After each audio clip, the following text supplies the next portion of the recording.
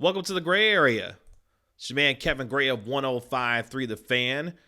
Appreciate everyone subscribing to the YouTube channel.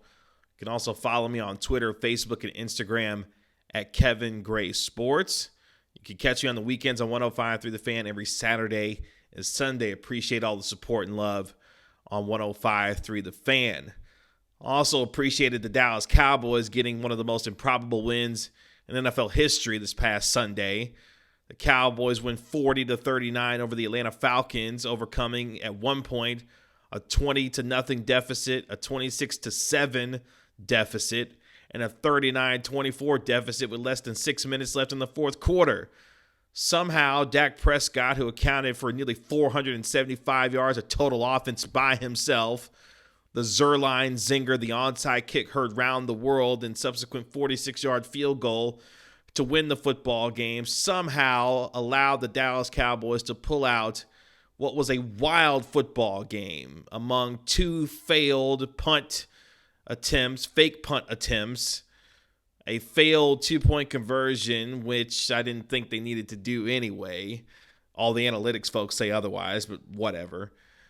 And also a myriad of turnovers in the first quarter where the Cowboys fumbled the ball or turned the ball over 3 different times in the first quarter to get down 20-0 after the first quarter. It was a disaster to start off the game. Dak Prescott couldn't hold on to the football. Ezekiel Elliott fumbled twice.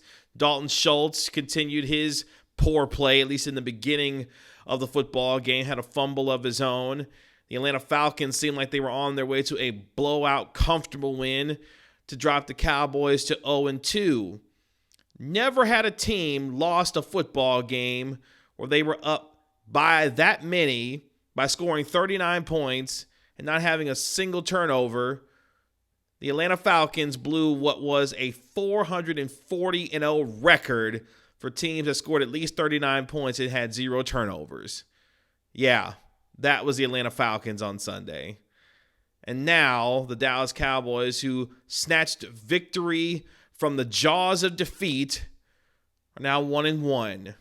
And yes, in the thick of it, in the NFC East picture, as the dismal NFC East continues to sabotage itself with the Philadelphia Eagles 0-2, the Giants losing Saquon Barkley, and Washington being Washington. The Cowboys find themselves right in the thick of it. And now they find themselves getting ready to go to Seattle, which that's a whole other problem to deal with. But we're not going to focus on that right now. We're going to focus on the fact that the Dallas Cowboys didn't quit. They didn't quit on Mike McCarthy, who apparently had an inspired halftime speech to rally the troops. They didn't quit behind Rain Dakota Prescott, who had the first 400-plus yard passing, 3 rushing touchdown day in NFL history on a way to a historic comeback win. They didn't quit on a special teams. They had 2 failed fake punt attempts, one on a 4th and 5 where they decided to run it. The first one was on Chris Jones trying to throw a pass to CJ Goodwin, and it didn't work out at all.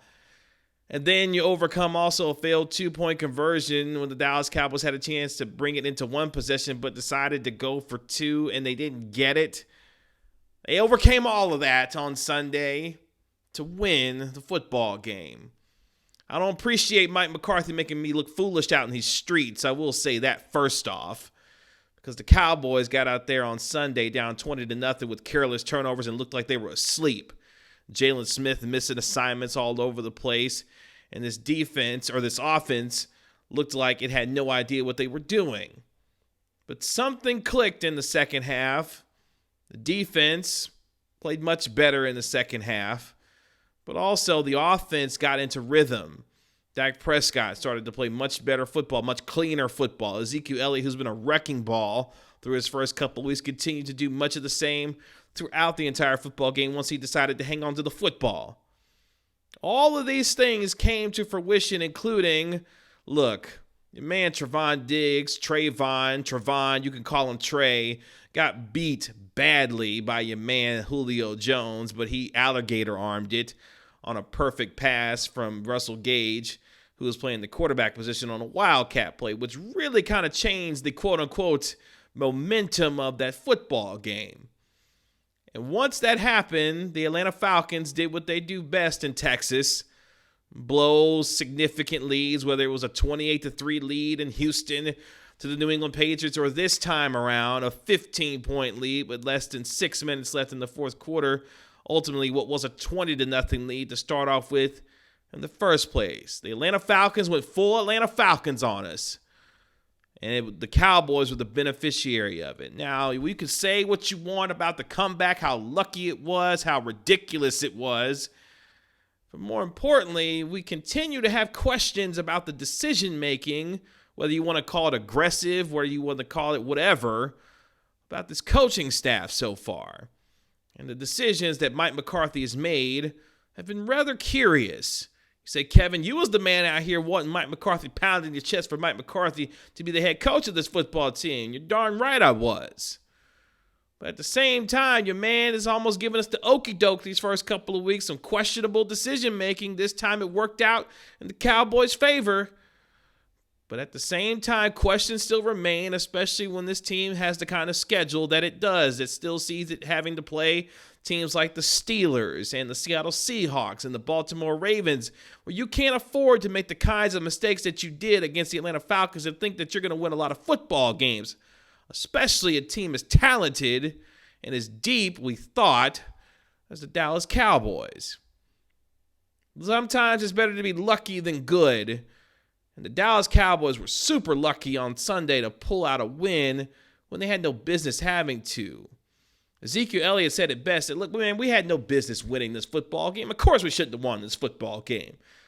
Sometimes you win the games that you're not supposed to, and you lose the games that you're not supposed to either. This was part of the former. You win a football game that you had no business winning at all. And look, the execution of the onside kick will be the stuff of legend for Greg Zuerlein. And it gives John Fossil, the special teams coach, some measure of validation that he was able to get his guy and stick with his guy and Greg Zuerlein after they cut a kicker in Kai Forbath, who didn't miss a single kick in 10 opportunities last season. And then you brought in Greg Zuerlein, who didn't even have to win a competition against Forbath to keep the job. And yet, he comes through with the onside kick heard round the world and a 46-yarder. That's a chip shot for him, the Legatron that he is, to send the Dallas Cowboys to a 40-39 win. All the questions will continue to swirl about the realities of this football team, the problems on the offensive line, the lack of pass rush that we've seen now for a second week in a row, the inability to force the kind of turnovers that this Dallas Cowboy football team we thought would be able to do, and how much offensively they continue to give up in the passing game, the way that they did in the first couple of weeks to the Rams and the Atlanta Falcons, because it doesn't get any easier against teams like the Steelers and the Seahawks and the Ravens, whom they'll see throughout this season. So while, yes, we celebrate like crazy, I celebrated like crazy, the most improbable win that the Cowboys will probably have this season by defeating the Atlanta Falcons, while the Falcons went full Falcon on us and down here in Dallas.